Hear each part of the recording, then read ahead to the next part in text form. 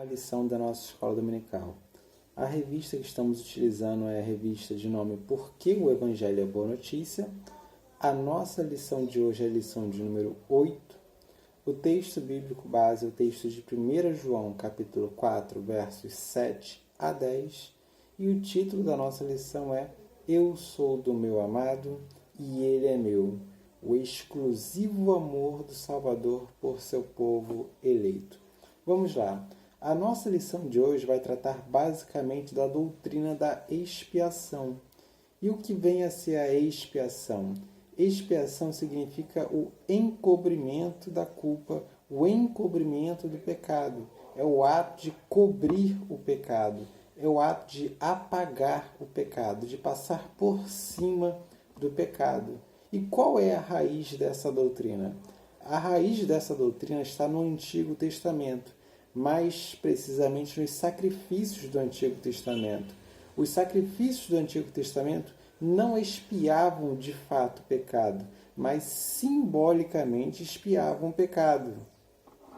Assim, por exemplo, quando um israelita ia oferecer um sacrifício pelos seus pecados, ele o fazia perante o sacerdote, e esse sacrifício, embora não expiasse de fato o pecado, simbolizava a expiação do seu pecado, isto é, simbolizava o encobrimento do seu pecado. Em razão daquele sacrifício feito por ele, o seu sacrifício estaria, por assim dizer, simbolicamente expiado, coberto, perdoado, passado por cima. A raiz da doutrina da expiação, portanto, está no Antigo Testamento.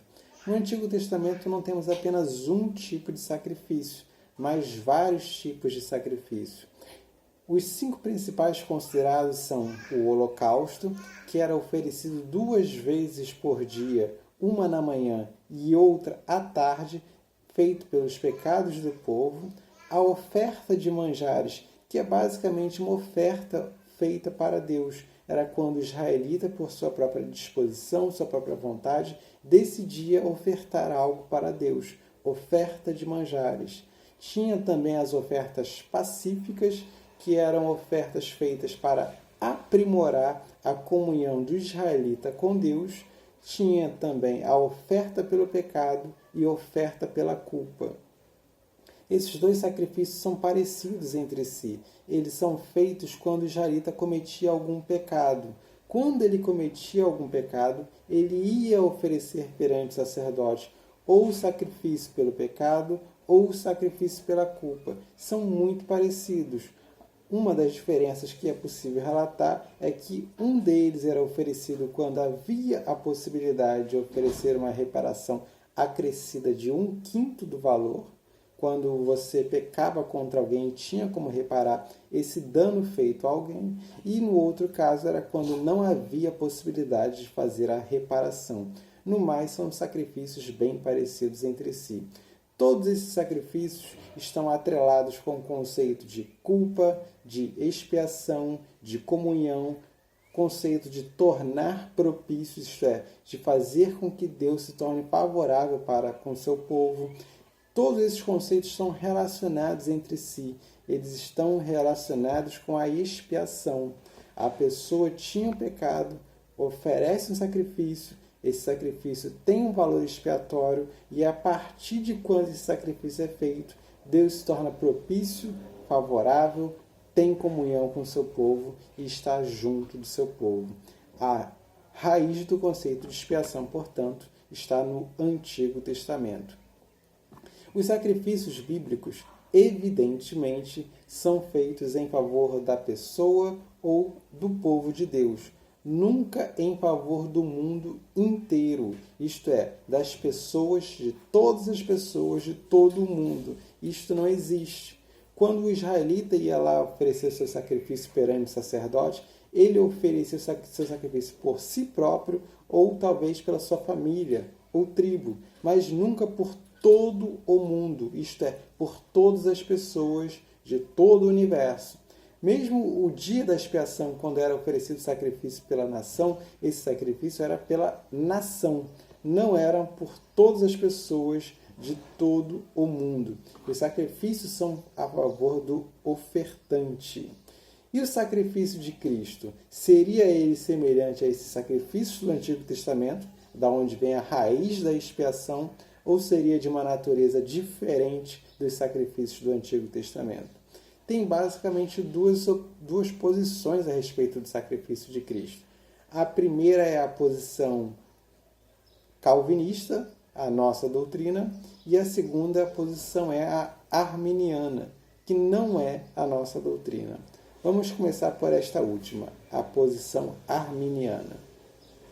De acordo com a posição arminiana, o sacrifício de Cristo foi por todas as pessoas de todo o mundo.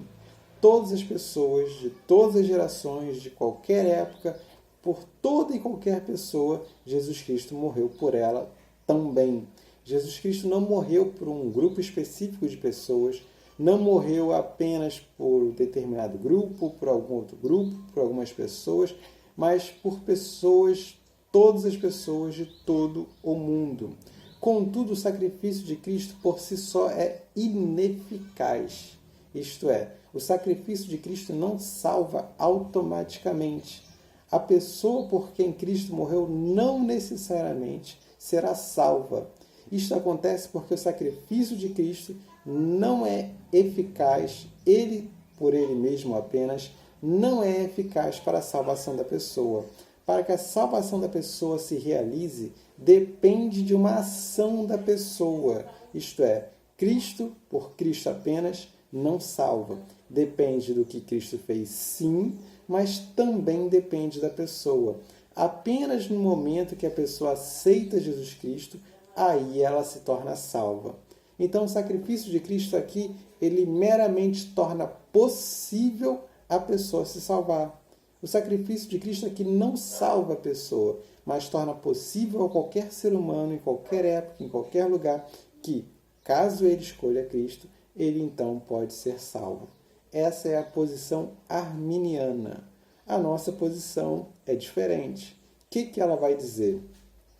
Que o sacrifício de Cristo é sim eficaz. Isto é, aqueles por quem Cristo morreu realmente serão salvos. O sacrifício de Cristo não é ineficaz.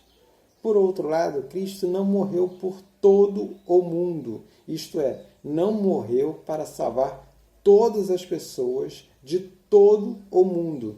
Cristo morreu para salvar os eleitos, aqueles a quem o Pai, antes da fundação do mundo, havia escolhido para a salvação. Por essas pessoas, por esse grupo de pessoas, é que Cristo morreu. E uma vez que Cristo morreu por essas pessoas com certeza serão salvas. Não há a possibilidade de elas não serem salvas, porque seu sacrifício é eficaz. Aqueles por quem Cristo morreu certamente serão salvos. Uma coisa a ser observada é o seguinte: apesar da posição calvinista, da nossa posição, afirmar que Jesus Cristo não morreu por todas as pessoas de todo o mundo, e nesse sentido o seu sacrifício ser particular, ser definido para algumas pessoas, em última análise, o seu sacrifício irá alcançar o mundo inteiro. Por que irá alcançar o mundo inteiro? Porque em razão do sacrifício de Cristo que haverá novos céus e nova terra. O seu sacrifício não tem o objetivo apenas de nos salvar, mas tem o objetivo de restaurar todas as coisas. Assim como o mundo era perfeito antes do pecado, o mundo será perfeito depois do julgamento, depois do juízo final.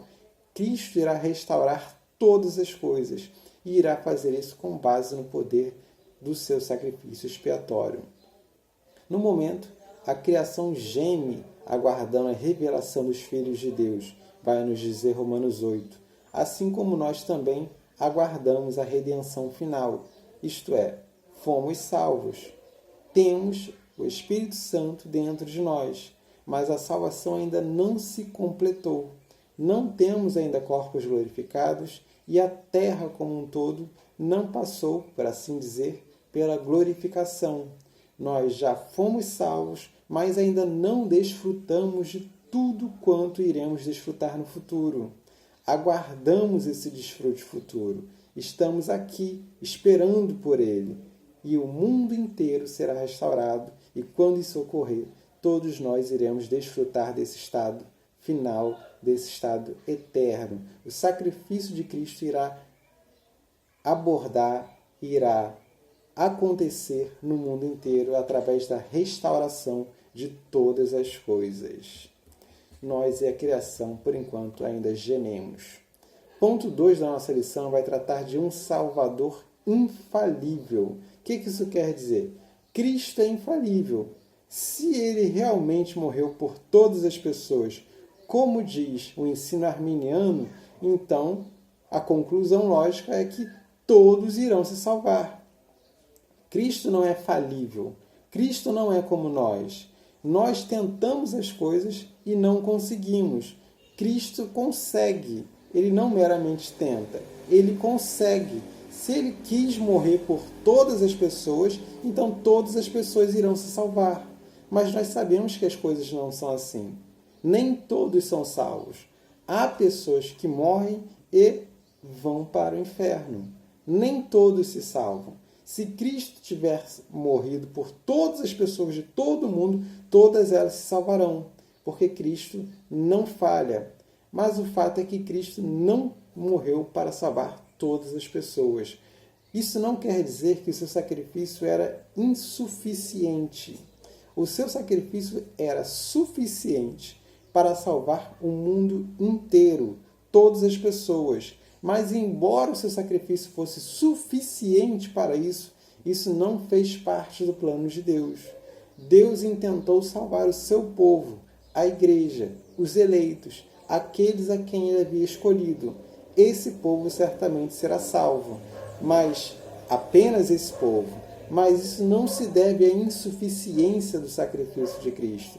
Isso se deve ao plano de Deus que ele fez desde toda a eternidade. Algumas pessoas falam nesse momento, mas e os chamados de versículos arminianos? Aqueles que falam que Deus amou o mundo, que Cristo morreu pelo mundo, que o desejo de Deus é que todas as pessoas se salvem. E esses versículos, os chamados de versículos arminianos? Primeira expressão que as pessoas usam muito, mundo. Mundo não necessariamente significa todas as pessoas. Absolutamente todas as pessoas. A gente sabe que o mundo não pode significar todas as pessoas, porque nós podemos ver no Antigo Testamento pessoas que morreram e não morreram salvas. Se todas as pessoas foram salvas, inclusive aquelas que não foram salvas no Antigo Testamento, também foram salvas. Mundo pode ter, na verdade, uma variedade de significados. Mundo pode aparecer na Bíblia, por exemplo, como o mundanismo, aquilo que é mal que está presente nesse mundo. Mundo pode significar o planeta Terra. Estamos vivendo no mundo. Mundo pode significar pessoas de todos os lugares, pessoas de todo o mundo. Mundo pode ter uma variedade de significados, mas mundo, quando aplicado ao sacrifício de Cristo, não quer dizer que Jesus Cristo morreu por todas as pessoas de todo o mundo. Normalmente vai implicar que Cristo morreu por pessoas de todas as localidades, de todos os tipos, quer pessoas ricas, quer pessoas pobres, quer pessoas de uma nação, quer pessoas de outra nação, porque em Deus não há acepção de pessoas. Outra expressão que aparece algumas vezes, todos, porque Deus deseja que todos alcancem a salvação. Todos, assim como o mundo, não quer dizer todas as pessoas, absolutamente todas as pessoas. Todos quer dizer, normalmente, todos os tipos ou classes de pessoas. Reis, pessoas de classe mais baixa, soldados do rei, todos os tipos ou todas as classes de pessoas, homens, mulheres, órfãos, viúvas, todo e qualquer tipo de pessoa, Deus salva também. Porque assim como no texto anterior, Deus não faz acepção. Onde quer que a pessoa esteja, Deus pode salvar aquela pessoa. Não é porque aquela pessoa é de uma determinada classe social que isso impossibilita a salvação de Deus. Onde quer que aquela pessoa esteja, qual que seja a classe social daquela pessoa pode ser salva. Raabe teve fé. E quem era Raabe? Davi teve fé. E quem era Davi? Vejam as classes distintas de Raabe e de Davi. No entanto, um e outro tiveram fé, porque aprove a Deus salvar a um e a outro. Todos os tipos de pessoas podem ser salvas, porque em Deus não há acepção de pessoas. Ponto 3 da nossa lição, a gente fala sobre o amor conhece seus amados. Isto é, Deus conhece a cada um de nós, Deus nos amou e por isso Ele nos salvou. Antes que houvesse mundo, antes que houvesse uma ou outra coisa, Deus conhecia cada um de nós intimamente. Deus nos amou, Deus esteve conosco ainda em pensamento e Ele decidiu que nós seríamos salvos. Deus conhece os seus amados. Mas e no arminianismo? Nós ficamos com alguns questionamentos. Se Deus amou a todas as pessoas, por que Ele não salvou a todas as pessoas? Porque nem todos são salvos. Será que Deus amou as pessoas e, embora tenha amado as pessoas, Deus não conseguiu salvar as pessoas? As pessoas se perderam? Será que Deus não teve como salvar as pessoas que amava? É um questionamento que se pode fazer. Se Deus amou as pessoas a tal ponto que enviou Jesus Cristo para morrer por pecados de todas as pessoas, morrer por todas as pessoas, absolutamente todas, por que ainda assim essas pessoas não foram salvas? O que faltou para Deus para que Ele conseguisse salvar essas pessoas? Outro questionamento.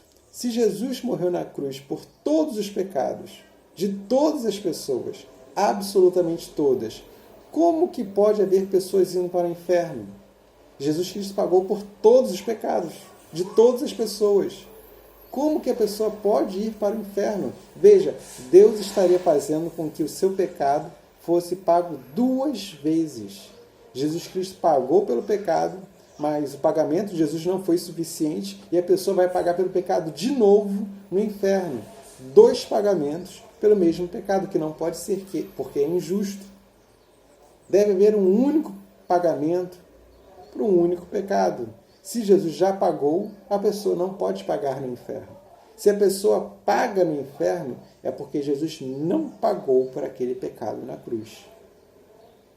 A implicação é que Jesus Cristo pagou pelos pecados apenas da sua igreja, apenas daqueles que foram eleitos desde toda a eternidade. E aqui ainda há uma possibilidade de questionamento meramente teórico. Vejam bem, se Jesus Cristo morreu por todo o mundo, por todas as pessoas, mas o seu sacrifício não é eficaz, existe a possibilidade teórica de que nenhuma pessoa seja salva. Existe a possibilidade de que o sacrifício de Cristo seja em vão, o que é um absurdo, mas existiria essa possibilidade teórica dentro do arminianismo. Conclusão: o arminianismo está errado, a nossa doutrina está correta. Jesus Cristo morreu pela sua igreja, aqueles que foram amados desde toda a eternidade. Esses que foram amados desde toda a eternidade serão salvos certamente, porque o sacrifício de Jesus Cristo não é de modo algum em vão, ele é eficaz, ele é poderoso para salvar. E assim como ele salvou a cada um de nós, ainda há muitos aí para serem salvos, pessoas por quem Cristo Jesus morreu também. Isso nos leva ao impulso de evangelizar. Vamos ler a aplicação da nossa revista para encerrarmos a lição de hoje. Diz assim: você consegue responder com clareza a pergunta crucial: por quem Cristo morreu? Por quem Cristo morreu? Qual é a importância dessa resposta na evangelização? E qual a importância dessa resposta na adoração? Por quem Cristo morreu? Por pessoas de todos os tipos. Qual a importância disso na evangelização? Tem pessoas que Deus salvou, por quem Cristo morreu, que estão aguardando serem evangelizadas por mim e por você. Qual é a importância disso na adoração? Pense nisso. Vamos orar para encerrarmos a nossa lição de hoje. Agradecemos a Ti, Deus, a oportunidade que aqui temos de aprender um pouco mais da Tua Palavra. Que esses conceitos possam ficar gravados nos nossos corações e que saibamos aplicá-los em nossas vidas. Ajuda-nos, seja conosco, eu te peço e eu te agradeço, no nome de Jesus. Amém.